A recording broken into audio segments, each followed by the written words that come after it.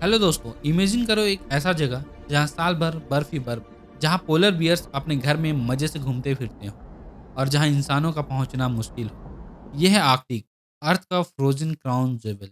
लेकिन अब ये क्राउन टूट रहा है। आर्कटिक का पिघलना 21st सेंचुरी की सबसे बड़ी चैलेंजेस में से एक बन चुका है। आर्कटिक का रैपिड ट्रांसफॉर्मेशन हो रहा है और इसका असर सिर्फ उस पोलर रीजन तक सीमित नहीं है, बल्कि पूरी दुनिया इसके चपेट में आएगी। सोचो, ये बर्फ पिघलने लगी तो क्या होगा। समुद्र का लेयर बढ़ जाएगा, बहुत से कोस्टल सिटीज समुद्र में समा जाएंगे। बर्फ के पिघलने से नए शिपिंग रूट्स खुल जाएंगे, नए रिसोर्सेज सामने आएंगे और इन रिसोर्सेज का दोहन करने के लिए कंट्रीज के बीच कंपटीशन शुरू हो जाएगी। और ये सब वहाँ के लोकल लोगों के लिए एग्जिस्टेंशियल क्राइसिस लेकर आएगा। ये सब महज इमेजिनेशन की कहानी नहीं है दोस्तों, यह सब कुछ होने वाला है और नासा की रिपोर्ट की माने तो इसकी शुरुआत भी हो चुकी है। हेलो दोस्तों, कैसे हो आप लोग? I hope you all are doing well. My name is Alok Kumar Verma and I welcome you all to Insights Booster YouTube channel. दोस्तों, आर्कटिक की सिर्फ बर्फ ही नहीं पिघल रही है, बल्कि इससे फिजिकल और जियोपॉलिटिकल ट्रांसफॉर्मेशन भी हो रहा है। इमेजिन करो, एक वक्त था जब आर्कटिक सिर्फ फ्रोजन वाइल्डरनेस थी, लेकिन अब ये एक हॉट पोटैटो बन गया है, जहां आइस पिघल रहा है और खतरे के साथ साथ नए अपॉर्चुनिटीज भी ला रहा है। क्या ये ट्रांसफॉर्मेशन हमारे लिए अपॉर्चुनिटीज हैं या टेकिंग टाइम बॉम्ब? चलिए स्टेप बाय स्टेप सारे पहलुओं को समझते हैं। पहले बात करते हैं चेंजिंग क्रायोस्फीयर की। दोस्तों, आर्कटिक क्रायोस्फीयर जो मल्टी लेयर आइस की थिक लेयर है, आकाश को छूते ग्लेशियर्स हैं और डीप परमाफ्रोस्ट, ये सारे सालों से अपने जगह पर टिके हुए थे, लेकिन अब ये रैपिड ट्रांसफॉर्मेशन से गुजर रहे हैं, जैसे कोई स्लो मोशन मूवीज हो। रिसेंट रिकॉर्ड बताते हैं कि सितंबर 2025 में आर्कटिक सैटेलाइट एरा का दूसरा सबसे लो एक्सटेंट टच किया है, सिर्फ 4.60 million square kilometre. Multi year ice वो स्ट्रॉन्ग और पुराना आइस है जिसे बनने में सालों लगे थे और वो सालों तक टिकता था, लेकिन अब ये मल्टी ईयर आइस रिप्लेस हो रहा है ज़्यादा फ्रेजाइल फर्स्ट ईयर आइस से, जो भविष्य में आसानी से पिघल जाएगी। सोचो, जैसे आपके घर का फाउंडेशन टूट रहा हो, एक बार क्रैक पड़ गई तो पूरा स्ट्रक्चर हिलने लगता है। जहाँ आइस मेल्ट सिर्फ नंबर नहीं है, बल्कि एक चेन रिएक्शन है जो ग्लोबल सी लेवल को बढ़ा रही है और इकोसिस्टम को खतरे में डाल रही है। क्या इसे रोका जा सकता है या फिर ये ह्यूमन एग्जिस्टेंस के लिए खतरा बन जाएगा? अब अगर हम ग्रीनलैंड आइस शीट पर बात करें तो ये कहानी और भी भयावह लगती है। इसके प्रोमिनेंट ग्लेशियर जैसे जैकबसन बहुत तेज गति से अपना मास शेड कर रहा है। समुद्र के गर्म पानी ग्लेशियर के बेस को इरोड कर रहे हैं, जैसे कोई इनविजिबल एसिड ग्लेशियर की नींव को गला रहा हो। रिसेंट स्टडीज बताते हैं कि जैकबसन जैसे ग्लेशियर्स ने लास्ट डिकेड में बिलियंस ऑफ टन आइस खोया है, जो ग्लोबल सी लेवल को और तेजी से बढ़ा रहा है। स्टडीज बताते हैं कि अगर पूरा ग्रीनलैंड पिघल गया तो सी लेवल 7 मीटर से बढ़ जाएगा। ये 7 मीटर का आंकड़ा आपको छोटा लग सकता है, पर इससे मुंबई का मरीन बीच, न्यूयॉर्क शहर, बांग्लादेश, मालदीव जैसे कितने ही छोटे छोटे आइलैंड नेशंस समुद्र में समा जाएंगे। ये सिर्फ स्टैट्स नहीं है, ये आने वाले एग्जिस्टेंशियल क्राइसिस का वार्निंग साइन है। वहाँ के लोकल निवासी डर के साए में जी रहे हैं। एक इन्यूट फैमिली जो सदियों से वहाँ रहती आई है, अब अपना ट्रेडिशनल फिशिंग ग्राउंड खो रहे हैं। अगर आर्कटिक ट्रांसफॉर्मेशन ऐसे ही जारी रहा तो बहुत जल्द वहाँ की लोकल कम्युनिटीज वाइप आउट हो जाएगी। अब ध्यान देते हैं स्वालबार्ड और अलास्का के माउंटेन ग्लेशियर पर। ये ग्लोबल एवरेज रेट से ज़्यादा तेजी से श्रिंक कर रहे हैं, जैसे कोई रेस चल रही है।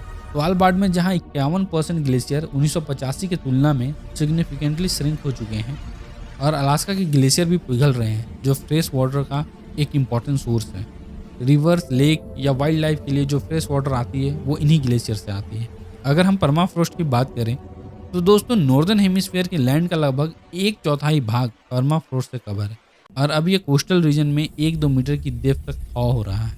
इससे परमाफ्रोस्ट के नीचे दबे हुए ग्रीन हाउस गैसेस जैसे carbon dioxide and methane atmosphere में रिलीज हो रहे हैं। इससे लगभग 100 से 200 बिलियन टन कार्बन इमिट हो सकता है, जो ग्लोबल वार्मिंग में और तेजी लाएगा। परमाफ्रोस्ट के अनस्टेबल होने के कारण आर्कटिक की एक हर्डर फैमिली अपना घर देखकर रो रही है, क्योंकि जमीन स्लिप हो रही है। उनकी लाइफ स्टॉक्स खतरे में है। ये सिर्फ इकोनॉमिकल लॉस नहीं, बल्कि इमोशनल ट्रॉमा है उनके लिए। अब अगर सीजनल स्नो कवर की बात करें तो ये 1970 से 2-3 वीक शॉर्टर हो गया है, जिसका ये मतलब है कि ये बहुत जल्द पिघल जा रही है, जिससे नीचे की जमीन सामने आ रही है। बर्फ कम होने के कारण सरफेस की अल्बेडो कम हो गई है। अल्बेडो का कम होने का मतलब कि अब वह सरफेस सूर्य की किरणों को कम रिफ्लेक्ट करेगी और ज़्यादा एब्जॉर्ब करेगी, जिससे और ज़्यादा गर्मी बढ़ेगी। एंड और भी तेजी से बर्फ पिघलने लगेगी और फिर इस विशियस साइकिल को रोकना मुश्किल हो जाएगा और इसका असर सभी देशों के क्लाइमेट के ऊपर पड़ेगा। आर्कटिक पिघलने से जियोपॉलिटिक्स पर भी बहुत ज़्यादा असर पड़ेगा। आइस लॉस के कारण आर्कटिक मैरीटाइम रूट्स ज़्यादा एक्सेसिबल हो रहे हैं। अब ज़्यादा महीनों तक आर्कटिक के क्षेत्र में नेविगेशन किया जा सकता है। नॉर्दर्न सी रूट जो कि रशियन कोस्ट से होकर गुजरते हैं अब 4-5 महीने तक आइस फ्री विंडो दे रहा है, जो कि पहले सिर्फ 2 महीने था। मतलब जहां पहले आर्कटिक के क्षेत्र में सिर्फ 2 महीने ही शिपिंग की जा सकती थी, अब 4-5 महीने तक वो आइस फ्री रहता है। पिघलते हुए बर्फ से हाइड्रोकार्बन सामने आ रहे हैं। अगर हम वहाँ के रिसोर्सेज की बात करें जो बर्फ के पिघलने के बाद सामने आ रही हैं, तो आंकड़े बताते हैं कि वहाँ 13% of undiscovered oil, 30% of natural gas और बहुत सारे क्रिटिकल मिनरल्स जैसे रेयर अर्थ एलिमेंट्स हैं। सी बेड माइनिंग के लिए देशों द्वारा अलग अलग क्षेत्र क्लेम किए जा रहे हैं। रसिया, कनाडा और डेनमार्क के बीच कंपटीशन बढ़ रहा है। एग्जाम्पल के तौर पर देखें तो रसिया लोमोनसोव रीज के ऊपर क्लेम कर रहा है जो नॉर्थ पोल तक जाता है। ये रीजन डेनमार्क और कनाडा से ओवरलैप करता है। ये एक रिसोर्स रेस है जिसका स्टेक ट्रिलियंस ऑफ डॉलर का है। दूसरी ओर लोकल लेवल की बात करें तो एक फिशरमैन जो एक नए फिश स्टॉक को देखकर खुश हो रहा है, वहीं साथ ही साथ फॉरेन वेसल के कंपटीशन से परेशान भी है। ये महज लोकल लेवल की इकोनॉमी की बात नहीं है, यह उनकी सर्वाइवल का सवाल है।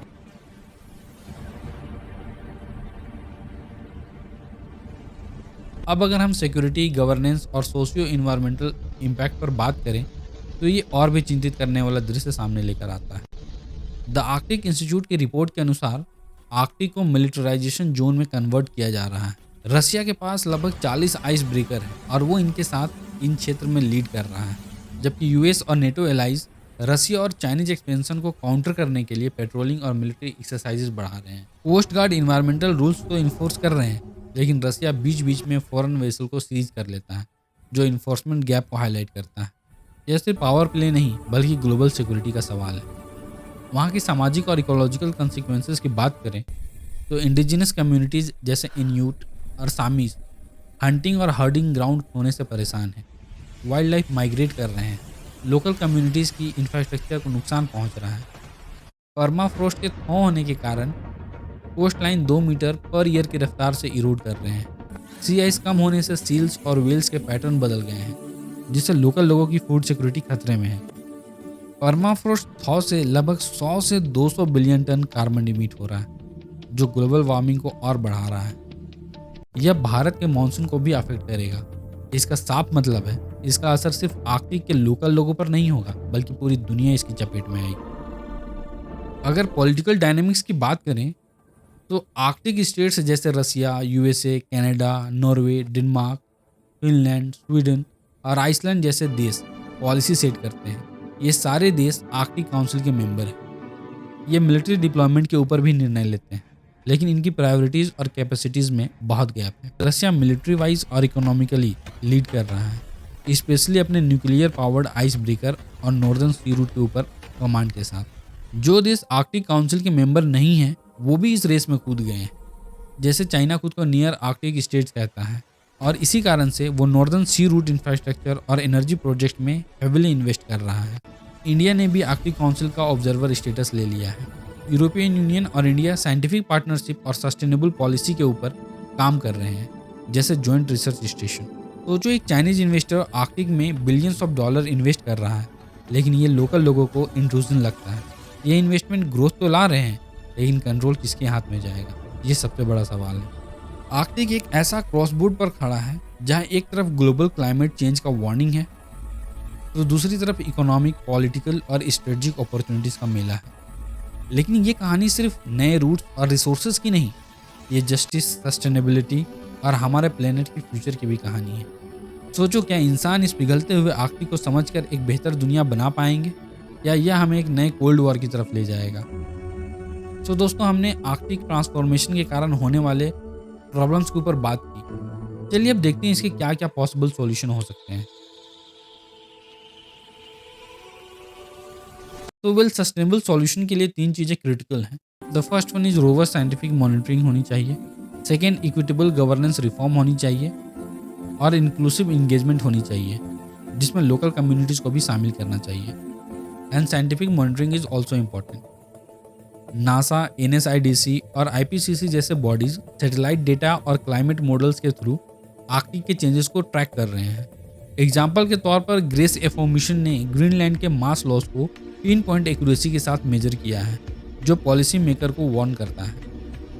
लेकिन ये डेटा तब तक बेकार है जब तक सरकारें उस डेटा का इस्तेमाल कर कुछ ठोस कदम ना उठाएं। आर्कटिक काउंसिल जैसे फोरम कोऑपरेशन तो प्रमोट कर रहे हैं, लेकिन उनका नॉन बाइंडिंग स्ट्रक्चर और जियोपॉलिटिकल टेंशन उनकी इफेक्टिवनेस को कम कर रहा है। एक बाइंडिंग प्रोटोकॉल की आवश्यकता है जो ट्रांजिट फी, पॉल्यूशन लायबिलिटीज और सर्च एंड रेस्क्यू को कंट्रोल करे। एंड इंडिजिनस कम्युनिटीज को को मैनेजर्स बनाना होगा, उनके ट्रेडिशनल नॉलेज को रेस्पेक्ट करना होगा।